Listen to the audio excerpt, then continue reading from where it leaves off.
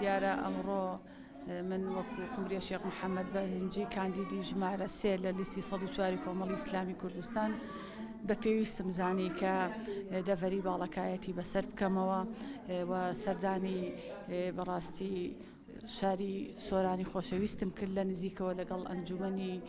سۆرانی خوشکانی کۆمەڵی ئیسلامی کۆبوومەوە و گوێم لە ڕاو سەرنج و پێشنیارەکانیان گرت بۆ سەرخستنی لیستی کۆمەڵی ئیسلامی کوردستان پاشان سەرخستنی کاندیدەی خۆیان کاندیدەکانی خۆیان بۆ ئەوەی بتوانن لە خزمەتی ئەوان و پرۆسەی ئیسلامی و کاروانی کۆمەڵی ئیسلامی دابن و بتوانین لەوێ بە پرۆژە یاساکانمان خزمەتێک بە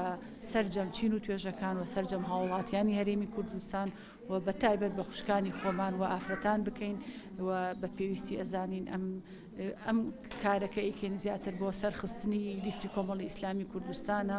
و لە نزیکەوە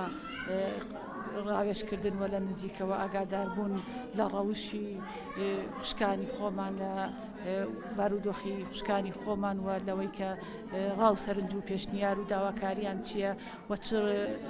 چی پێشنیارەکەن بۆ ئێمە بۆ ئەوی بتوانین بانگەشەیەکی سەرکەوتوو بەڕێوە ببین و بتوانین هەموو پێکەوە لیستی کۆمەڵی ئیسلامی سەرخەین چونکە لیستی کۆمەڵی ئیسلامی لیستێکە دژایەتی ستەم دژایەتی گەندەڵی و کار دەکات بۆ خزمەتی سەرجەم هاوڵاتیان و سەرجەم هەژاران و سەرجەم نەداران و بەتایبەت ئەوێت خزمەتێکی باش بکات بە ئافرەتان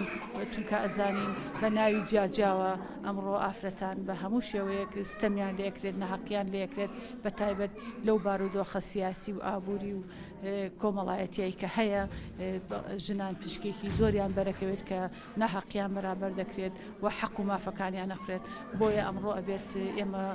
خیتابمان بۆ خوشکان و ئافرەتان ئەوەیە کە پێویستە لەم هەڵبژاردنانەیە بە تایبەت لە 12 بتوانن هێزێکی باش بن بۆ گۆڕانکاری لە هەرێمی کوردستان و هێزێکی باش بن بۆ ناردنی کۆمەڵێک کاندیدی دەستپاک ڕابرد و پاک بۆ خزمەتی خۆیان و ئاین و نیشتیمان.